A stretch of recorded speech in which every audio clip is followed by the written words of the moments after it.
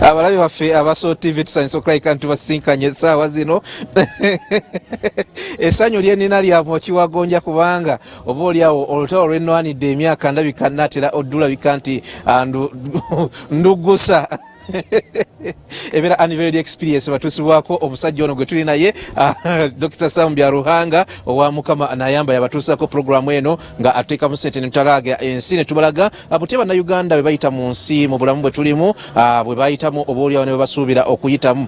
Robert Mutebina nyine field mbalamusiza nnyo nyine ddala nembebaza okutulabanga ekiseera kyonna okutuwagala naye ekisinga obukulu okubeeranga ku Sot TV obutagivaako akaseko kennina ngenda babulira lwaki antandise n'essanyu pitirivu nti oboolyawo oba olina omulimu gwe bakuwa okugusa ebyengera notandika obbirabako mu butuufu obeera musanyufu nnyo nnyini ddala era mulinde kaadi kubanga ekintu kirabika kyengedde. Essaawa zino andi ne Sam Mukama Nayamba oba muyite Dr. Mukama Nayamba Sam Byaruhanga nga yatukolera ekyokunywa ekyo kya Mukama Nayamba ne Headmaster bye mugenda maaso n'okweyagaliramu mu ggwanga Uganda bikyusizza obulamu bwammwe ne bafuula ate ab'enjawulo.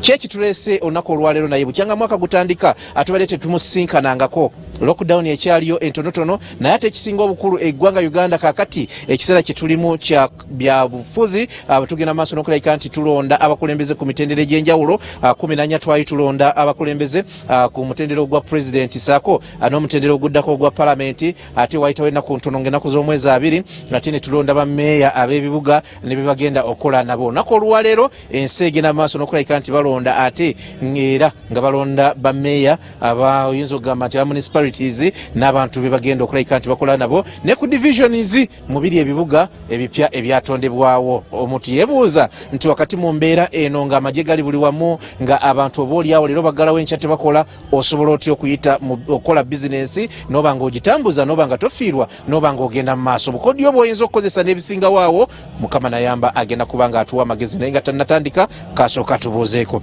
Tusanyusa okulaba weebale kubeera n'amawulire gasanyusa goze nag'enkya ya leero naye sooka tubuuzeeko. Abalabi ba Sot TV mbalamusiza omulinnya ya Yesu amanya nga bulijjo ono Dr. Sam nze director wa Mukama Nayamba Health Products abalina ebyokunywa bisatu Mukama Nayamba drink, Headmaster energy drink ne Dr. Healing drink. So mwebale kutulaba mwebale kuwachinga Sot TV katonda bawo mukisa muberewo bulirana na muno atali ku Sot TV atuninge Sot TV temugivaako ngenda kusooka kulisa ebintu bisatu teweeraliikirira bisatu. Ekisooka kulisa okuwangula omudaali oba mudaali twali wano era twabiraga abantu nga waliwo abagenze maaso n'okusiima ng'omuvubuka omuto ayina byatandiseewo ebikulaakulanyiza abalala. Engula eyo gye wawangula n'omusumba bugingo gye yawangula mwasiimibwa babiri mwaka gwe gumu ogwo. Ekyo nkikukulisa si kibi endowooza ekyo kirungi okukulisa. Ekyokubiri nina byendabye wano olupapula lw'amawulire olumu lwakuwadde peegi nga 8 nga bakulaga the brains behind Mukama Nayamba pages nzibaze nga mpitirivu nnyo nga balaga gy'ovudde n'ebintu by'ozookola nawa ati ne chapati mweziri ndaba byennyanja farming n'ebirala. I have over 70 chapati stores. Ebyo bannayuganda bibagamba wano ng'osinziira mu show eno. Ekyo nakyo nkikulisa. Kulisa ekyokusatu wadde waŋŋambye bibiri. Kati ekyokusatu kye ngenda okukulisa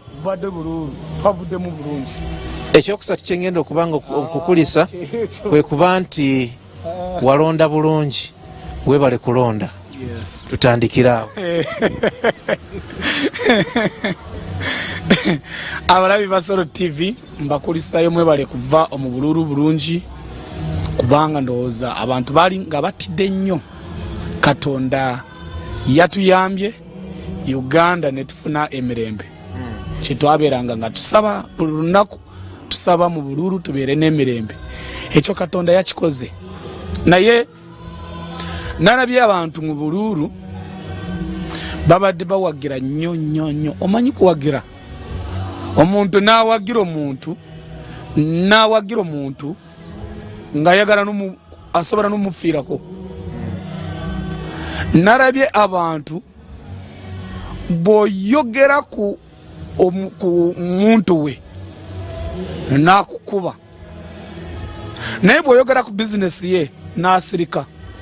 Kati nze mbuuza, eyo candidate bw'obadde ng'owagira asinga bizinesi yo?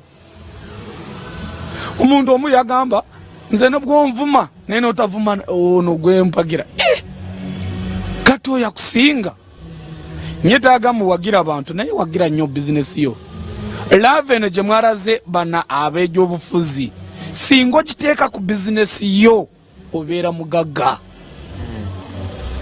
Nze nakirabye abantu nga bakaaba ng'akaaba ng'oluusi nguba baagala oba oli bamugambye ebintu bibi oba teyayiseemu, omuntu n'akaaba. Bamu bali ku bitanda ku bisego, bali madwaliro, naye bizinesi y'oluusi ne bagiba yonna ne baga egenze kale Katonda yamanyi n'atakaabako.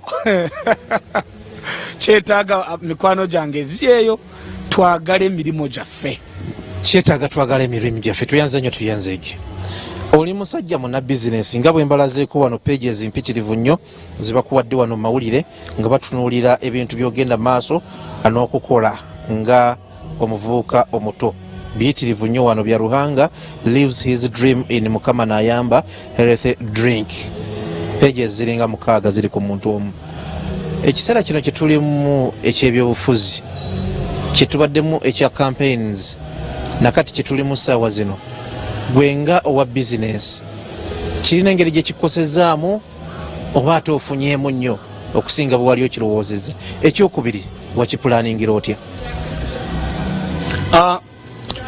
Ekiseera ekyakalulu esente zibadde nga tezirabika bulungi. Buli muntu yenna kimanyi mu biseera byakalulu esente zibula, naye twagezaako ng'abantu ne tukola, naye tezibuze nnyo. Ababaddemu nga bali mu kukola bazifunye, naye ekizibu abantu bavudde ku midaala gyabwe ne bagenda kuwagira b'ebyobufuzi. N'agenda mu mabega gy'oli yo ng'aleekaana talina kyakulya nga tafunyeeyo, oli ogenda muteeka ba mu parliament ayingirayo enkya n'akwerabira. Olowooza bona agenda kubanga abajukira bagenda kubeerabira. So abarabye ba Solo TV abanda bolwaleero nyetaaga bw'obuwagira omuwagire nefuneko nakadde ogenda okole. Nze mbadde nga nkora, waliwo omuntu bamubampita kunoonya kalulu ng'ekakumiro erukunjiri n'agendayo, naye natuukayo ng'asobola kuva ku kadaala bawa ng'asoogedde ku Mukama n'ayamba. Naye omuntu atuuka ku kadaala n'ayogera mumuwa kalulu n'avaako ng'tayogedde bizinesi ye, oyo omuntu onaamulya bw'ayita mugenda mulya agenda kuwameka. So nze nagenda nga naye ng'ebigambo byange bingi biri ku Mukama n'ayamba. So twakoze tubadde tukora mu kalulu, tubadde tukora n'olunaku nga bayanira Mukama n'ayamba. Kiki entegeeza? Kati tulinga abamaliriza politics. Ekyokunywa kitambula kitya oba bizinesi zitambula zitya? Bizinesi zakomyeyo muno mu ntambula ya bulijjo, kubanga abakozi babadde bagenze kuba kalulu naye kati bavuddeyo bali ku factories bali mu kukola. So ndowooza ebintu bijja kutambula bulungi kubanga kati esente zijja kulabika nga bulijjo bwe tuva mu bululu esente zirabika. So omugezi kati teekayo abanyangore bakeeta kameshu, tega kameshu akamasu akokwata esente ezo kubanga esente zigenda kulabika. Sometimes obululu butera kwata esente nebuzirokinga oza nogenda mu banka ne batakuwa sente, naye after elections esente zibeerawo. Kati omugezi eno saawa yakukola, gezaako funa ekyokola. Tuli mu 2021 guno omwaka gwa kukola, olina kubeera ne visions zo. Era omuntu atalina visions ndinayo omukozi omu namugoba natambula naye kumara amezi asatu nga ntambula naye ng'omusajja oyo tasobola kugamba nyetaaga ng'akamotoka nga kali, nyetaaga embuzi ng'eri, nyetaagayo taka, nyetaagayo kuzimba. Nemubuuza naye gwe tolina ebyo yeetaaga ng'omuntu n'angamba sente nanzijawa nsobola kuloota kino eno kaali nanga sirina n'ekikumi. Nemugamba osobola kukola kintu kyonna tosoose kukyetaaga, sooka obeere n'ebyetaago. Bw'obeera n'ebyetaago bw'ofuna sente okikola ekyoyagala. Naye bw'ofuna sente ngutolina ekyetaago ozoonoona. Abantu bangi baagala ba planning nga bamaze kufuna sente. Awo tosobola kupulaninga ng'oli so excited. Tosobola kupulaninga. Eyo pulaninga byonna bifa. Opulaninga bino opulanningirawo opulaninga ku digida digida zonna ne zigwawo.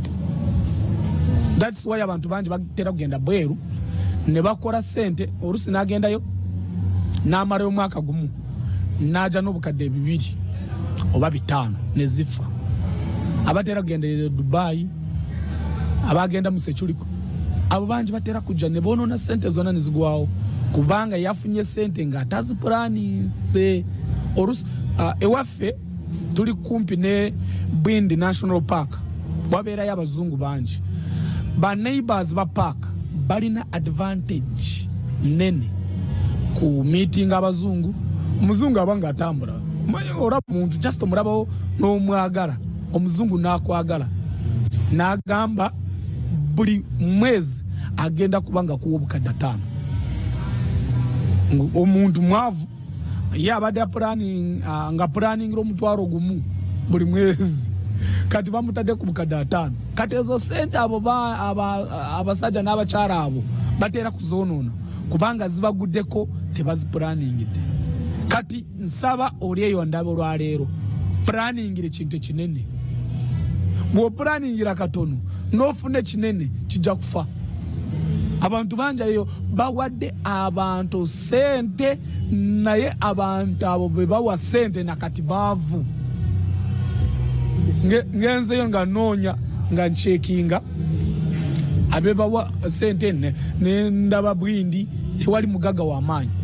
Sente bazifuna naye bazoonoona kubanga tebazipulaningira, bazifunye nga tebali ready. Nafune sente nyingi ye nga badda ali used nokoza kasente katini kati nabeera excited na planning nga ebintu nga bifujjoka. So olina kuplanningira kinene mutona bakifuna, bw'okifuna ogenda kikola. So olina kubeera n'endowoozo nga nene, ebyetaago nga binene. Nobwoba ng'oli mwavu bw'otuuka ku kaalina, bw'otuuka ku motoka ya beeyi gamba eno business enene togwanda zende ntini. Juzi nayogera wano nendaga emidaala yange ya chapati. Muntu omu nayagala nga akwate millions 2 aziteeke mu mudaala gumu. Kati awo kinaasoboka. Nze emidaala yange ye mu kyalo nakitandika n'emitwalo 3. Buli mudaala emitwalo 3. Kati gwe oyagala oteekemu obukadde 2 mu mudaala gumu. Kati awo boyonoonye sente tojja kuzijjamu. Kubanga Saamu afuna sente mu chapati. Ne mu New Vision mubirabye New Vision ya leero webiro ogenda kulaba business zenkola ojja bilaba naye mukwano gwange planningire kinene bofuna kinene ogenda kuyitawo naye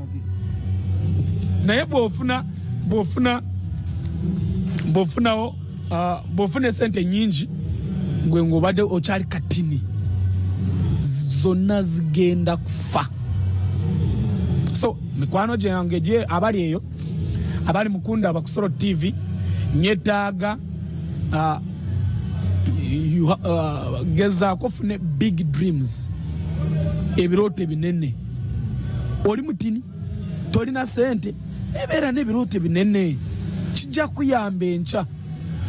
Waliwo oluusi natera kulaba abantu nasinkana president wa OB wa president namuwayo sente nyingi bagamba bamuwadde eri malala waliyo wabeerangayo omuvubuka ne bamuwa sente zaali nyingi n'atandika business zaali sente nyingi naye zonna ne zifa. teyabeeranga ready ne sente ezo bazimuwa nga tali ready. So olina kubeera ready ne kinene. Oluusi obufuna omuzungu, oluusi n'ofuna omuntu, oluusi n'ofuna mukwano gwo oba obiwo oba omuntu gwe wayamba n'akuwa ekinene. Naye bw'oba nga gwe dreams zo nga ntini olina small dreams kati awo tojja kuyitawo. Emirala gya chapati gibadde gikola kitya mu kiseera kino ekyakaluulu? Mu kaluulu yo ebadde ekola naye kuva bwe twayingira mu lockdown emidaala ya chapati yange tekola bulungi. Ekola naye si bulungi nnyo. Naye before COVID nali ndina dream ya chapati. Mbadde ngenda omanyi kuwamba eggwanga ne chapati.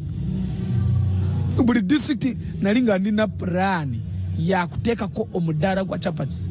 Kubanga nze akadaala akatine akasembayo buli lunaku nfuna emitwalo 2 za amagoba nga profits amagoba g'emitwalo 2. Kali bw'osanga nga emidaala 10 mu district emu ejo ebeera 10 ebeera emitwalo 2 time 30 obubeera bukadde 6. Abantu bangi baagala emirimu gy'okubeera mu office. Naye mu office katugende nga ku district level kizibu kufuna omuntu afuna obukadde 6 buli mwezi. Obugendo wa RDC, ogendo wa KAO, ogendo wa DO, gende mulimu ba officers bangi, health inspector bangi. Naye kizibu kusanga omuntu afuna salary ya obukadde 6. So nkubirizo mulanga buli omu ali eyo funawo ka project akalala.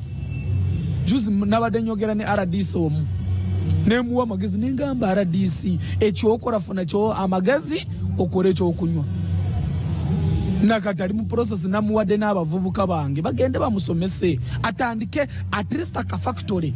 Nemusomesa nengamba ono namuyamba ono goraba namuyamba nze botuuka mu Western Uganda ndinamu abantu bangi bempadde amagezi ne batandika. Abantu bangi bwaba oli mu business emu tosobola kuwa amagezi ng'omulala nga kyembadde ngenda okubuuza nti gwe tolina bujja okola byakunywa ate abantu bowa amagezi oba wakukola byakunywa? Nze ako sikalina ate abantu kyekisinga kubalemesa kuyitawo bw'obeera n'akasajja ako ok'obujja ettima tosobola kuyitawo. Kankubulire nze natandika ebyokunywa nasangamu abantu balinga 2 oba 3 bokka. Naye abayingiranga mu bonna nga babakuba wansi nga babalwanisa tosobola kuyingira mu kyokunywa nga tebakubye wansi. Ndina abasajja bemanyi bangi batandika ebyokunywa ne babateeka mu sente ne babagala factories ne bazigala abantu ne bagenda ne basindikira abantu ng'okyali wansi ng'okoza kwetunywa nga kalungi kasinga kalabali ne bakugendako. Naye nze nagambye nze kati nyambye abantu bangi bamu nembawa ne capital ate sente zange ziriko omukisa.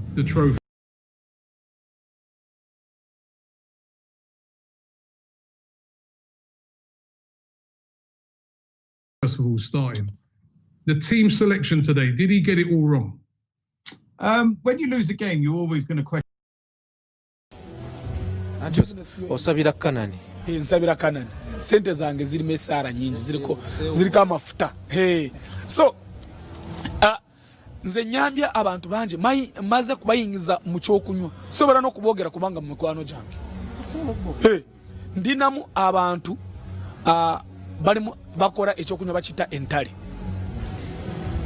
Narabye ndozo ba advert ku Soro TV I think. Abo nze nabawa amagezi. By the way, bajanga nakora nabo mu company emu. Nze nga nabagamba nzo mulimu gwe nasookera kola kwali ku cleaning toilet. Toilet ya kliniki ngeri company ya hub. Naye nkora bulungi nnyo kati eyo navaayo nga ninayo emikwano.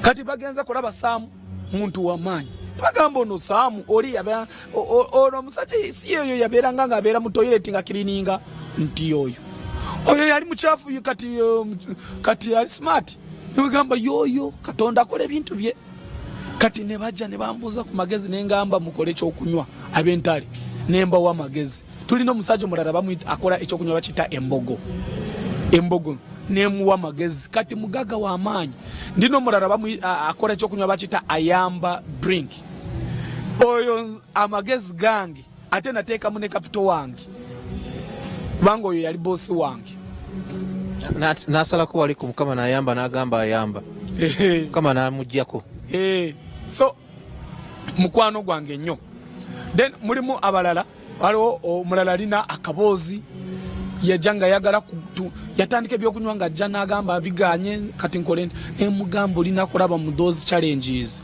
abantu bangi balowooza business osooka mu sente okola sente bwa challenge emu ng'adduka misinde gamba nze kampani njitunda nemugamba totunda kola bwoti nemuwa magezi omusajja n'agenda kati yayiseewo mulimu waliwo omulala alina kabiriti oyo byonna ne kapito namuwayo akasete kati nengamba nkuwadde katini ekyakunywa bakiyita kabiriti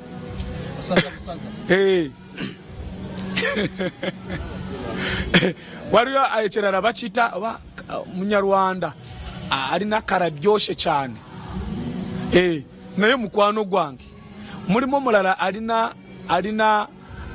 alina bakiyita parus ekyokunywa wekabaali naye byonna okubanga oyo yali agent wange yali juzi nali meeting mugaga kati w'amaanyi nangamba singa saasuubula Mukama nayamba saalifunye magezi gano kubanga nayingira kusuubula Mukama nayamba nentambuza ekyokunywa nendaba nga ngofuna mu sente ngovudde kamotoka katini ogenze ku motoka y'ebbeeyi nendaba nga okyuse nengamba ndina kuyingira mu kyakunywa n'otafuna obujja nombulira magezi gonna kati nayiseewo nangamba bwoba otuuse mu kabaale saagala osasula ekintu kyonna byonna obeere ng'ofuna ku biiru yange nangamba magezi wentuuse yegwe nze sirina obujja sirina ettima bw'obeera n'ettima nabagamba last time bw'obeera n'ettima oba oyeroga ate omuntu ayeroze bw'oyeroga nobwogenda ku pasitaani tebasobola kusabira nowona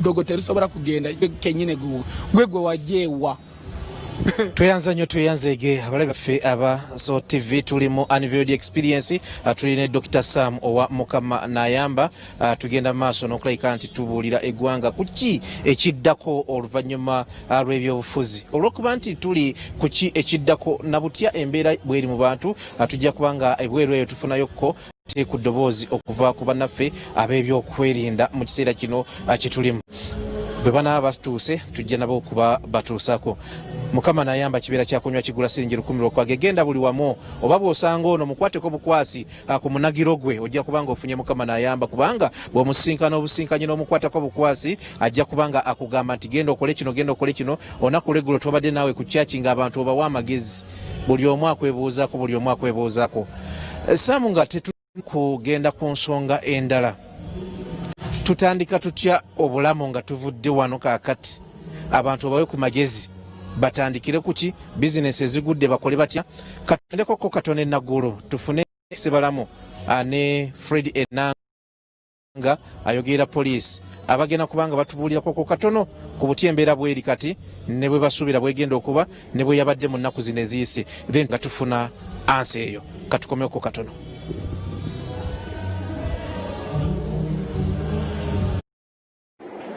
Good morning, ladies and gentlemen. I do put the paper here. Okay.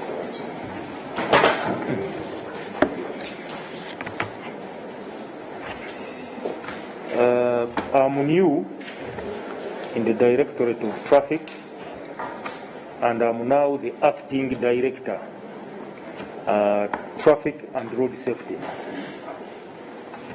Today, I want to address two issues.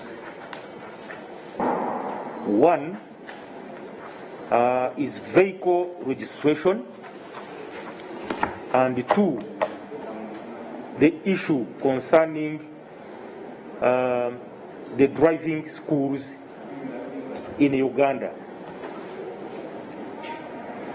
I will begin with the first issue that concerns enforcement.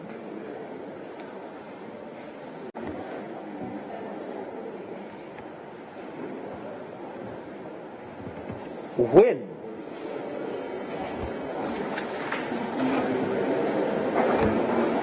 you buy a vehicle,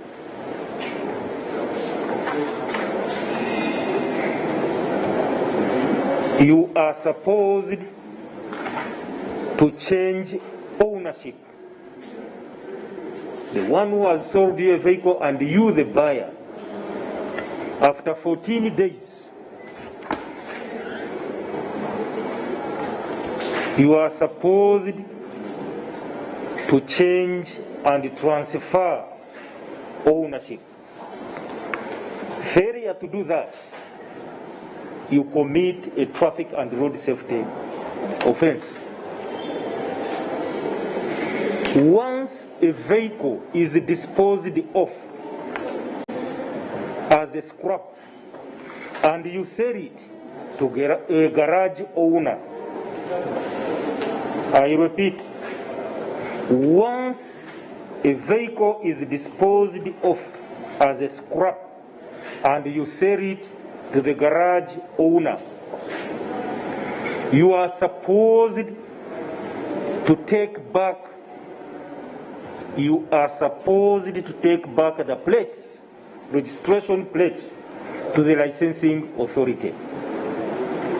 Failure to do that, you commit a serious offense.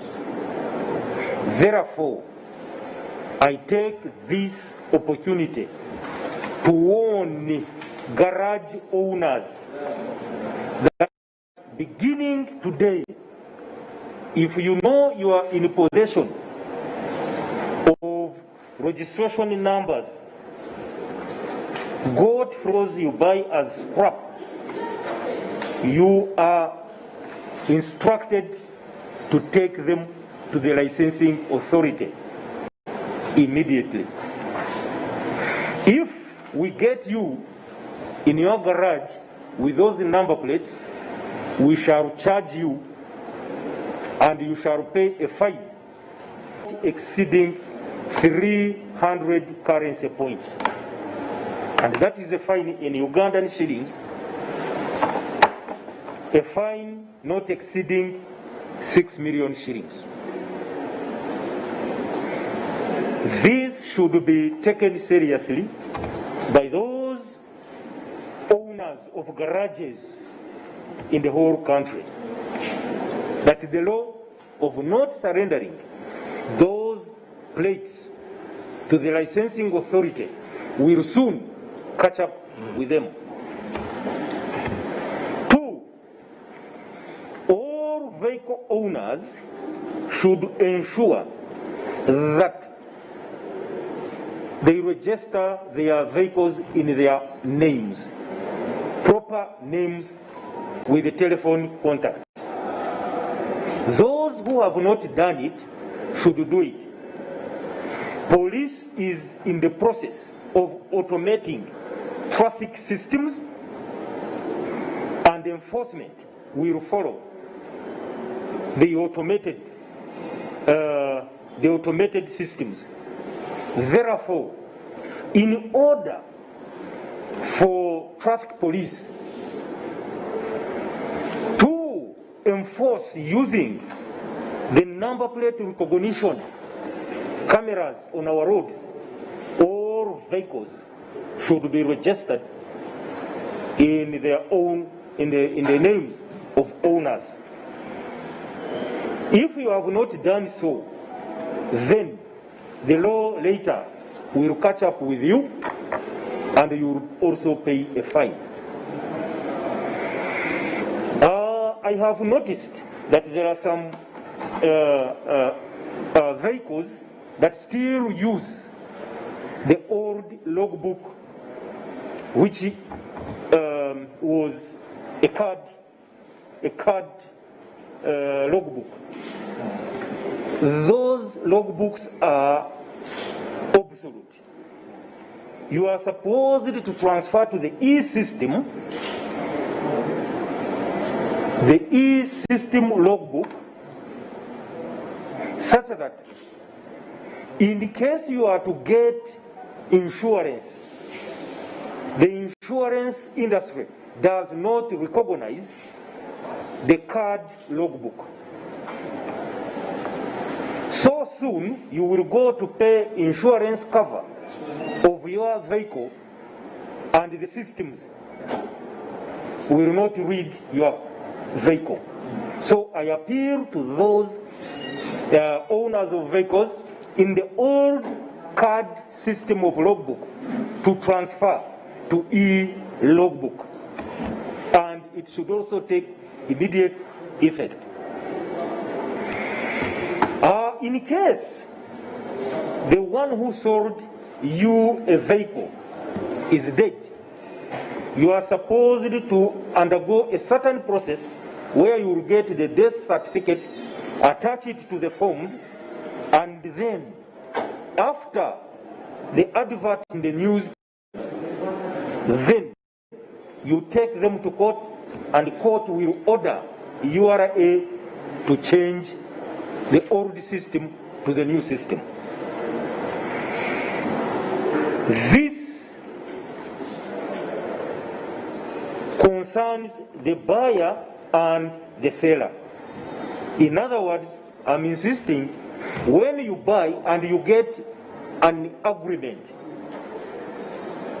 you sign an agreement with the buyer, with the seller of the vehicle, then that agreement expires after 14 days.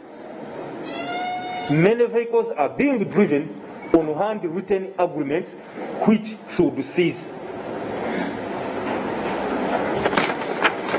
The second issue I want us to address ourselves to is the issue of driving schools that operate without licenses and their instructors instruct without licenses. This one should also stop. And I appeal to those who own those driving schools to immediately go to the licensing authority and get the licenses. However, in order to qualify for these licenses, you are supposed ebyo biri wali enaggulu ku kitebe kya poliisi bagenda maaso n'okulungamya eggwanga ku nsonga ez'enjawulo mu ggwanga Uganda, era nga mukulu ne wabwene banaaba amaze okwogera ne mukulu enanga ajja kulungamya ku nsonga nga bwe zitambula, naye twagadde tubalageko ko katono mmwe mwenna abali eyo. Kasavu Kanyama n'agava ku kooti enkulu agalaga nti kooti enkulu wali ku Trade Towers eragidde ab'ebyokwerinda okulabika nti bava obaoliawo ku maka, si mu maka naye ku maka aga yali yeesimbyewo kuba President Robert Kyagulanyi gwe mumanyi nga Bobi Wine. Kooti yesizza ekiragiro kooti enkulu nti obaoliawo kubeeraawo nga tebamukkiriza kufuluma n'ebiringa ebyo ate bagende maaso n'okulabika nti ate babikomya bunnambiro byakava mu kooti wali enkulu. Abasasi baffe gye bali eyo bagenda maaso n'okulabika nti obaoliawo batutuusaako nga bwe mu bitundu by'eggwanga ebyenjawulo, tusaasanira eggwanga ffe okubatuusaako buli kimu nga bwe kitambula. Ebyo byonna byakabeerawo niyo tukulaze enaggulu, naye nga mu kiseera kino gwe munnayuganda wenna ali ku Unveiled Experience eyakakatikati gye tulimu, ate tugamba ekintu kimu nti embeera yonna eyo gye tuyitamu naye kitwagaziza okuleeterako poliisi kwe kulabika nti bakulungamya ku bintu ebyenjawulo, naye toggwamu maanyi olwa embeera gye tuvuddemu ate nga tudda mu mbeera endala. Bizinesi bwebanga yagwa kubanga wali mu byabufuzi neki, ffe tukuleetera abakugu abalungamya abasobola okubuulira butya ate bw'oyinza okuddawo anobeera w'amaanyi nnyo nnyene ddala. Dr. Sam Mukama n'ayamba obaoliawo Sam Abyaruhanga kanjogere bwe ntyo gwe tuli naye kati akulungamya akubuulira nti kino kiyinza okuba kyagira bwe kityo olwakuba obadde mu mbeera eno, naye toggwamu maanyi ekigo ekimu tekigaana mwana kutambula, osobola okuddamu n'osituka. Sam Dr. Mukama n'ayamba bannayuganda abamu ekiseera baakiwaayo ne bagenda mu byobufuzi, kati biwedde abamu bavuddeyo n'obule ebintu bibakubye sente zibaweddeko, abalala beewola, abalala kwegamba embeera ya nzibuzibu gye bayiseemu abamu bayinza kuddawo batya oli tagenda ku yasingayo ekintu kye yatunda ekintu kye ng'oli musajja wa bizinesi oli musajja eyagwako n'ayambuka bawe ku magezi kubanga bonna kati essuubi balitunuuliza ggwe. Nze amagezi gempa abannayuganda eyagudde nataagudde ffenna tukolere wamu katudde ku mirimu gyaffe ate n'abo bagenze mu parliament amaaso gajje ku sente ziva mu parliament funa wona project endala gy'oteeka ku site ezo business ezibeera ku side ojja kusanga ng'ojjamu sente nyingi. Ndina projects bwange buli awo ku side naye oluusi ngendayo nengamba zino sente zavudde mu project eno ate noonya zino project abantu ze bayisaamu amaaso ezo ze ziri mu sente abantu bangi ayinza kugamba is the school and the instructor who trains them, and in case they cannot perform their duty and they need assistance, police is ready to help them in designing the curriculum, designing the syllabi, and also instructional material. If they cannot do that, we are ready to help them, such that the products of the drivers that come out of these training schools can be efficient and not cause road crashes as it is common these days. So those are the two issues I had wanted us to get, and I think this is my end of my briefing.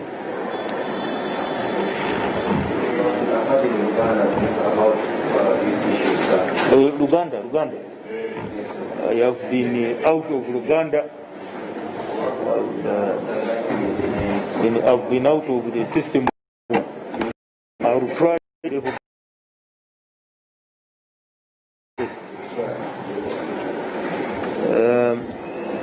Olwaleero tujja kulaba ebintu bibiri ebikwata ku mateeka g'enguudo n'abavuzi abavuga motoka zino ezisaabaza abasaabazi. Waliwo driving schools ezisomesa abayizi tezirina ebisanyirizo. Ezo license ziva mu Ministry of Works, bagende bajeyo license ezo basomese abavuzi ba motoka bulungi.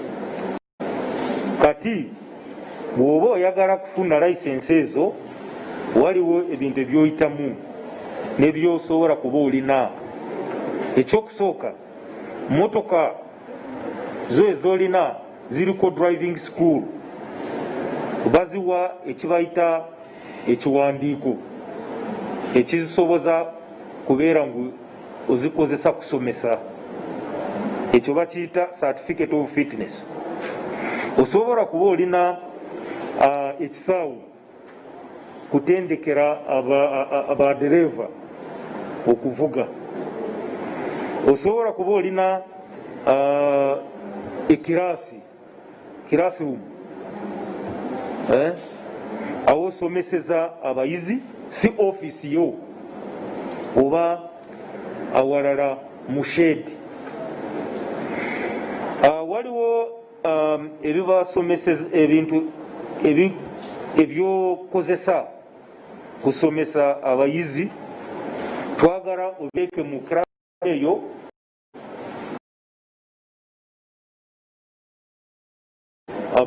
bw'oba waliwo omuntu ojja asobola kubiraba ng'obisa. Twagala obeere n'ekitabu ekikugaidinga okusomesa, si kusomeseza mu mutwe ogwolinaawo. Waliwo ebitabo ebikugamba omuvuzi wa motoka bamusomesa bwe bati, ebitabo ebyo tubyagala ng'oba obirina. Bw'oba badereva bamaze kusoma, waliwo ekiwandiiko ekyobawa. Ebyo fayiro eyo erina ebiwandiiko ebyo twagala ngu tugirabe, tuteekeko emitendera mu kusomesa badereva baffe, tulabe ngu balina information ebasoboza kuvuga ku luguudo lwaffe, ku nguudo zaffe wanu. Pointi y'okubiri, ndabula abalina garaji bajja enamba za motoka ku motoka ezo ezibaguze baziyita scrap. Enamba ezo za motoka ezibeera mu garaji, namba ezo bazitwale mu Ministry of Works.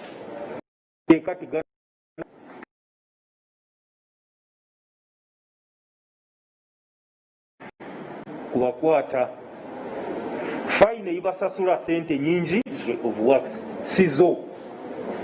Uyo oguze n'oyo owagula amateeka gabakwata mwona bw'obe namba ezo temuzitute mu Ministry of Works. Thank you very much. Thank you so much.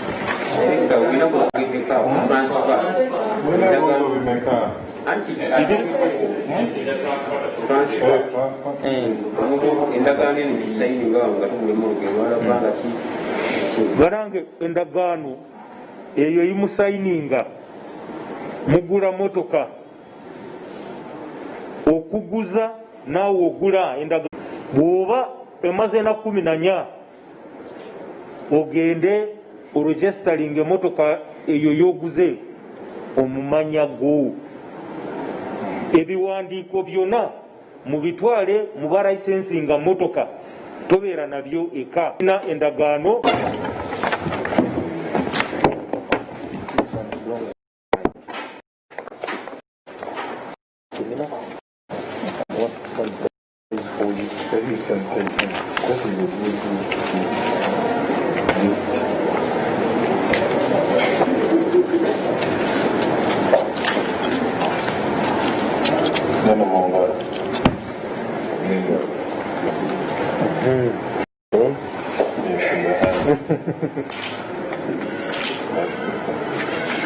I hope that doesn't become the news of the day.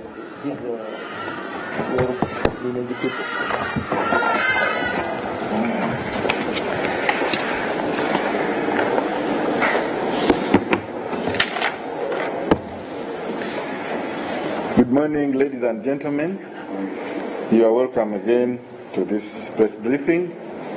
I would like to take this opportunity to inform you that the Ministry of Internal Affairs, which is in charge of borders, has maintained its surveillance on the borders, and they are operating normally. There is nothing that is of any serious interest. We have gone ahead to do joint patrols to ensure that no one enters without permission. We encourage all people to ensure that they use gazetted points of entry and to observe the standard operating procedures and to respect them if you are entering. We call upon the citizens who are continuing to vote today that do not allow non-citizens to vote. And but it does not mean that people who don't look like you are the ones who are non-citizens. There are people who have got citizenship. There are those who have got citizenship by registration if they have been here for a long time, and there are those who have been here who are here as dual citizens. They belong to other countries but also belong to Uganda. So I don't mean that anyone who has a different color, but if you know someone and he's coming from outside to come specifically to vote and he is not registered as a citizen, don't allow them to vote. The internet is back, and we have resumed all the services that are internet-based at the Ministry of Internal Affairs. You remember last time when we were here, we had a difficulty in serving you, but now internet is fully back. Those who missed their appointments to notify us so that we can say to them, but many of them have come. So we thank those who spontaneously came when internet was restored. We have foreigners who need immigration services. They should also come for them. And these immigration services include different passes, students' passes, and the visas can now also be smoothly applied for, work permits, certificates of residence, all those services. We also have passport services, and I will take a little bit of time to talk about passport services, but when you come to the Ministry of Internal Affairs, ensure that you respect standard operating procedures. There is a time when people get full and we are forced to ask people to wait to enter into the premises. The ministry, as you know, receives quite a substantial amount of people on a normal day, and we wouldn't want to have confusion inside. So we serve those who are inside quickly and allow others to come in. But all through ensure you respect the standard operating procedures. Many people who applied for passports came and got them in these few days that have passed. But we have noticed that people have reduced their attention to schedules, appointments. Ensure you follow your appointment when you want to get services from us. If they say you are supposed to be there 8 to 9, keep time. Because after that time has elapsed, 8 to 9, the assumption will be that you need to reschedule. So when you get into the compound late, it inconveniences us because it is very, very laborious to get the appointment opened again. So respect the appointment so that we serve you better. We are also asking you, the public, to desist from seeking services of middlemen, because we designed the system after we had gone through various experiences of designing other systems, and we made it for citizens so simple, to the extent that there are very few things that you need to type there. The rest are for you just choose. You type there your name, your telephone number, your email, and maybe the names of your parents, and maybe your clan. The rest, you just select where you are born, you just select the district, sub-county, the parish, and the village. And for your parents as well.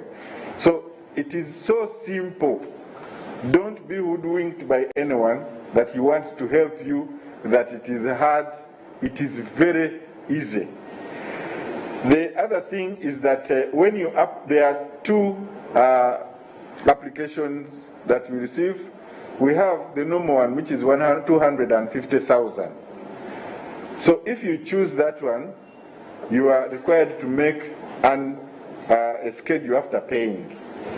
But if you ask for express, where they pay an additional 150,000, you do not require to make an appointment. In other words, you will get 2 receipts, and after paying, at your time, you can come to Internal Affairs.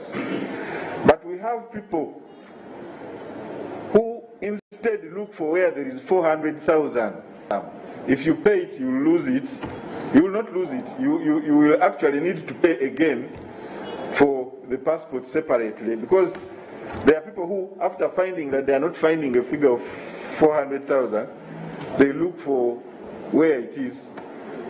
They put express, they put official and find there is 400,000 and print that one. The official passport costs 400,000, but it goes with an office. So if you don't belong to it, to the office, like a parliamentarian, like a head of government department, you cannot have and we can't also use that money. So we ask you to pay again, where you pay for 250 and also pay 100. Then after we have issued the passport, we ask you to go to URA and get that money back. But let us not go to that. Let us apply normally and ensure that you pay 250 separately and 150 separately. Of course, our brothers and sisters in the diaspora have a third invoice, which is for courier services, which is 10,000. So please ensure you follow that so that we don't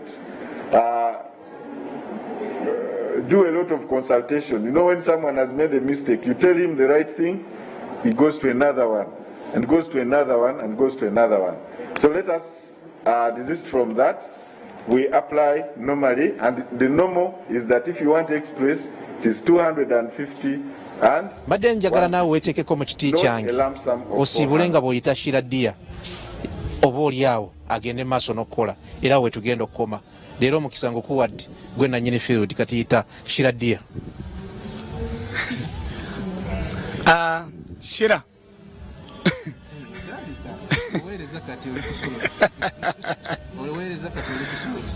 nga maliriza nkubiriza omulanga abalabi ba Solo TV ogenze kukora n'abantu bangi bakoze bafuna sente nyingi naye tebazisavinga. Gezaako saving, oyinza kukora esamu yatusomeza kukora tukoze sente tufuna naye notazisavinga zonna nezifa nezigwawo zonna. Mukwano gwange funa kyo savinga gwe sookera ku katini otandika ng'osavinga katini mpora mpora bw'otandikira ku katini ogenda kutuuka ku kinene. Shira n'akwakura omu izina lya Yesu n'akwakura Shira webare nakwakura oba kitegeeza ki? Toyanza nnyo tuyanzege Dr. Sam Mukama Nayamba kibeera kyakunywa lukumiro kamaduuka supermarket. Buli kifo woowulira nti oyagala kufuna kyakunywa obujulizi abantu abo benjogeddeko ababukuweera nti bamunywedde ate ne bafuuka ab'enjawulo mu bulamu ate ne mu bintu bye bakola, kubanga obwongo bubukuuma nga obwongo buddukira ku sipiidi ya yiriyiri. Nze ekyokulabirako kyenkuwa kya mukama wange anti Debbie Nabbanja bw'ateekamu ako tiwaba na era yonna gyakola ng'abala ebitabo bye era yafuuka omukyalo omuzira olw'ekyokunywa kyogenda maaso n'okulabika nti okolera eggwanga. Tujja kusinkana olunaku lujja kubeera lwankya era mu Unveiled Experience nga tukusako obukya ensi Uganda bwetambula n'abantu baayo n'emboozi ze batunyumiza ez'enjawulo ezituyamba okuva ku stepu emu okudda ku stepu ey'okubiri oba okutujjukiza n'otutaasa tuleke bigwamu kati mu kiseera kye tulimu. Robert Mutebi nannyini field, Dennis Kasirye ne Peter Bunyasi nga bulijjo atusinkane ate olunaku olw'enkya, naye nga mbajjukiza nti ku ssaawa 10 olw'eggulo mwe mwenna abagenze maaso n'okulonda wonna gye mulondedde nga Soroti tugenda kubanga tubatuusaako obululu nga babubala olonzaani akoze atya. Beera bubeezi ku Solo TV. Tujja kwegatta ku muganda waffe Vuki tugende maaso wali muganga okubawaako ku results entonotono nga enteekateeka bweyimiridde. Muleke kusubwa kintu kyonna. Olunaku olulungi tuddingane akawungeezi naye ku lwa programu eno